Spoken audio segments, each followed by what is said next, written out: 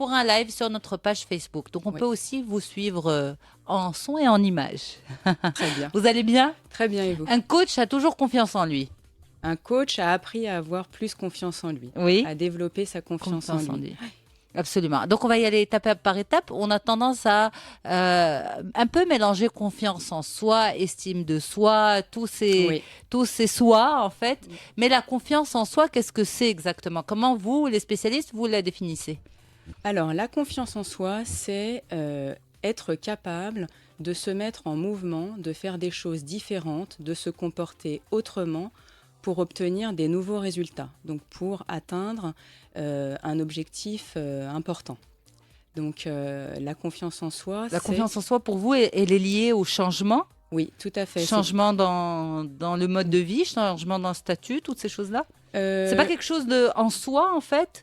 Avoir confiance en soi, tout simplement pour être bien dans sa peau? alors, la confiance en soi, c'est quelque chose qui se développe. C'est comme un muscle, c'est-à-dire que euh, on acquiert de la confiance en soi en apprenant des nouvelles compétences, c'est-à-dire en se mettant dans de nouvelles situations, en vivant de nouvelles expériences qui, en fait, permettent de se développer. C'est ça, gagner en confiance en soi. Donc, Il y a forcément d'autres compétences, c'est-à-dire, est-ce qu'on peut donner un exemple pour oui, simplifier les choses? oui, tout à fait. Donc, prenons l'exemple de quelqu'un qui souhaiterait prendre plus facilement la parole en public ou parler Oui. avec plus d'aisance et qui considérerait cette action comme étant difficile Ouais. pour lui à l'étape où il se trouve de sa vie.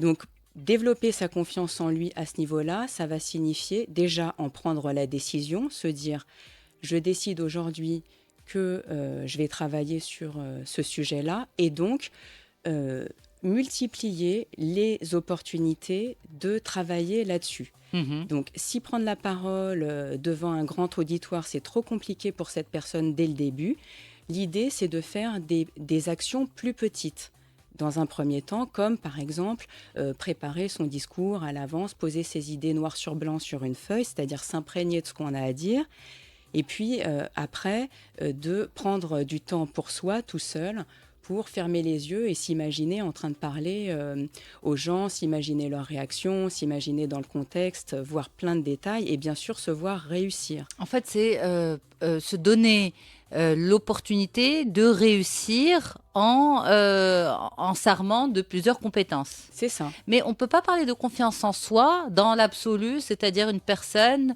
on dit qu'une personne a beaucoup de confiance en elle, c'est-à-dire qu'elle est sûre d'elle. Est-ce que Mhm. c'est la même chose que être sûr Alors, de soi? alors en fait, là, je pense que vous parlez notamment de charisme. Et à ce niveau-là, c'est la même chose que la confiance en soi, c'est que tout se travaille. Donc, n'importe quel grand leader vous dira que au départ, si rétrospectivement il repense à ses débuts, eh bien, il n'en était pas au stade où il en est après des années de pratique et des années de mise en condition. Donc, Donc c'est c'est, dans un champ particulier, pas dans tous les domaines de vie, on peut développer sa confiance en soi dans absolument tous les tous les domaines domaines de de vie. vie. Absolument, ouais. Encore faut-il le savoir. C'est ça. Il faut identifier les nouveaux domaines dans lesquels vous souhaitez avoir de nouveaux résultats. D'accord. Et dans ces cas-là, si vous ressentez une difficulté à vous mettre en situation, Mm. l'idée, c'est vraiment de prendre la décision de vous entraîner là-dessus et de muscler le muscle de la confiance en soi sur ce domaine-là. Parce que souvent, le manque de confiance en soi est considéré comme un tempérament, une personnalité. La personne qui souffre de manque de confiance en elle se dit je suis comme ça, je n'y Mhm, peux rien, mhm, c'est ma personnalité, mhm, je n'arrive pas à prendre la parole en public, j'ai du mal à engager la conversation avec des gens que je ne mhm, connais pas, je ne pourrai jamais intervenir sur les ondes de médias parce que j'ai des compétences mais mhm, j'aurais peur de venir à l'antenne parler, enfin mhm. ce genre de choses. Donc pour les gens, c'est comme ça et c'est pas autrement. Et ceux qui sont capables de le faire, eh bien, ils sont nés comme ça. Ce Oui. n'est pas du tout vrai. Oui, alors je vais vous donner un exemple très simple qui est le mien. Donc quand j'étais jeune, j'ai eu à faire des présentations dans le cadre de mes études et ça a été vraiment quelque chose, une épreuve assez difficile. Et vous voyez, aujourd'hui, je suis là et je vous parle et je suis contente de ça. On est ce que l'on décide d'être, hein. Voilà, Alors pour vous moi. faites la confidence, je vous accompagne sur la lancée de la confidence. Quand j'étais recrutée à Médien, donc il y a Mhm. quelques années, beaucoup d'années de cela, Oui, pendant toute ma première année, après chaque direct, oui. je me disais aujourd'hui, on me met à la porte. Voilà. Donc, Aujourd'hui, c'est aujourd'hui qu'on me met à la porte parce qu'on peut pas laisser quelqu'un bafouiller autant. Dès que le micro, la petite lumière rouge s'allumait dans le studio, je devenais toute rouge. J'avais l'impression que tous les auditeurs me regardaient parler. Voilà, et puis ça se travaille. voilà, Ça se travaille. exactement. En fait, pour moi, une des clés, c'est de ne pas se dire je veux absolument être parfait, je veux absolument maîtriser. Je veux la, être mieux. c'est ça, de se dire je me lance, je vais apprendre, je vais m'améliorer et voilà, au final, j'atteindrai le résultat que je m'étais fixé au début. Donc, il faut se lancer et s'accrocher. Donc il faut plus, en fait, cette histoire de confiance en soi, c'est confiance dans la possibilité d'y arriver plus que dans la finalité. C'est ça. Dans le C'est processus, en fait. Avoir plus confiance dans le processus, Oui, c'est bien ça. sûr en vue d'une finalité, mais faire confiance au processus. Oui, c'est ça, absolument. C'est de toute façon, il faut réaliser que tout ce qu'on a appris dans sa vie, au départ, on ne le savait pas. C'est-à-dire que tout n'a été qu'un processus de j'ai envie de quelque chose. Un enfant de 1 an, au départ, il est accroché à la table, hein, et il a tellement envie de marcher qu'à un moment Il donné, se lâche. il se lâche et il va y aller. Et tout. Et euh, il tombe et il se et relève. il tombe, il se relève et il persévère. Et au bout d'un moment, vous voyez, à l'âge de 2 ans, il ne se pose même plus la question de ce que c'est que marcher. Tout n'est qu'apprentissage. Mais pourquoi Donc, on est parfois freiné, justement? Qu'est-ce qui fait que certaines personnes vont se lancer, ouais. vont se dire, bon, ben, je vais le faire, et on va voir ce que ça va donner, et d'autres seront toujours dans une forme de procrastination, une forme de recul, une forme de Mm. timidité. Alors, il y a plusieurs choses qui expliquent ça. La première chose, c'est que les gens qui vont en fait se mettre en mouvement, généralement, ce sont des gens qui se sont habitués à la nouveauté. Donc, ce qu'il faut savoir, c'est que dans la vie, la majeure partie des choses que l'on fait, on les fait par habitude. Mhm. C'est-à-dire que on a généralement un rituel bien rodé le matin. On va faire ses courses au même endroit. On achète souvent les mêmes produits. On range les choses au même endroit dans son appartement pour s'y retrouver. En fait, ce mode automatique, il a pour objectif de pouvoir se sentir confortable, à l'aise et d'être efficace. Il nous installe dans une zone de C'est confort. ça, on est installé dans une zone de confort. Alors, c'est très bien, ça nous permet de faire un grand nombre de choses dans la journée. Cependant, c'est lorsque l'on sort de cette zone de confort, c'est lorsqu'on se challenge et qu'on est dans des nouvelles situations qu'on apprend un maximum de choses et que c'est en apprenant ces nouvelles choses qu'on obtient finalement de nouveaux résultats. Donc, les gens qui ont un petit peu de mal à se lancer, c'est simplement qu'ils ne sont pas habitués, qui ne se sont pas suffisamment, à l'heure actuelle, habitués à la nouveauté. Il y a Donc, la peur de l'échec aussi, la il y a, peur du regard des autres. bien sûr, il y a la peur du regard des autres, de se dire je veux Plaire. absolument plaire aux autres. Et en réalité, un désaccord ou une critique exprimée par une personne, ça n'est pas forcément dirigé vers soi-même. Ça peut tout à fait cacher autre chose qui ne nous concerne pas du tout, qui ne concerne que la personne. C'est-à-dire, en exprimant ce désaccord, la personne peut tout à fait manifester une de ses craintes à elle ou une de ses frustrations. Il ne faut pas forcément voir ça contre soi.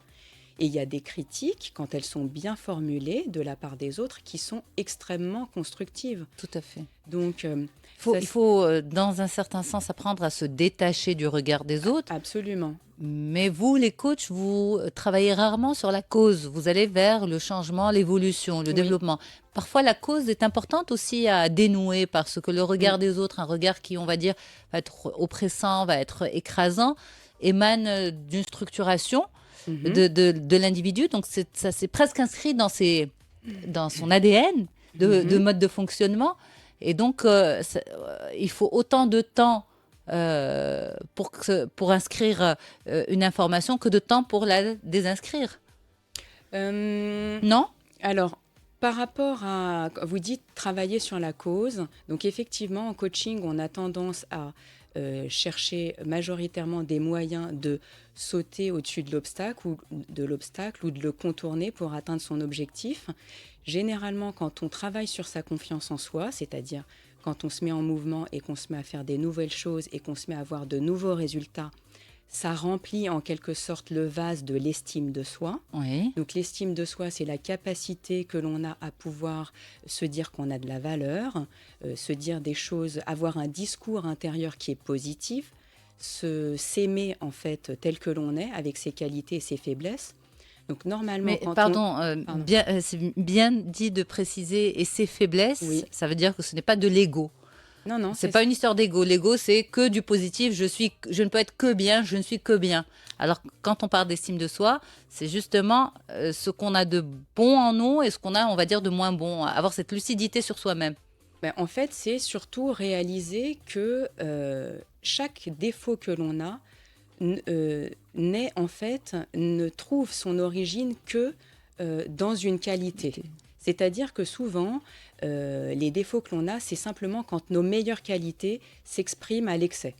Ok. Donc, quelque part, quand on s'aime avec ses qualités et qu'on réalise ça, on s'aime aussi avec ses C'est des défauts. défauts, Et il y a absolument. plein de parades après pour éviter de tomber dans des excès. Mais ça, c'est vraiment un débat qui est plus autour de l'estime de soi.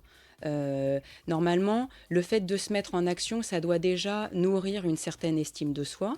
Et pour en revenir à la notion de ce que vous disiez, travailler sur Les les causes. causes, si le fait de développer sa confiance en soi ne permet pas d'avoir une meilleure image de soi-même, là, pour le coup, ça vaut la peine d'aller creuser et de travailler plus sur les origines. Et ça, c'est plutôt quelque chose qu'on fait en thérapie. Voilà, avec un psychologue Ouais. notamment. Justement, c'est ça que les psychologues reprochent un petit peu aux coachs, c'est que parfois on ne fait que traiter le symptôme sans en traiter la cause.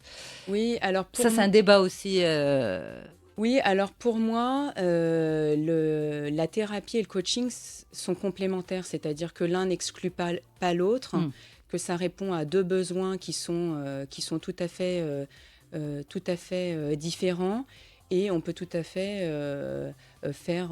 en fait, il faut trouver ce qui nous convient le mieux, hein. Il y a des personnes qui vont être beaucoup plus enclines à regarder vers le futur et à vouloir contourner un obstacle pour atteindre un objectif.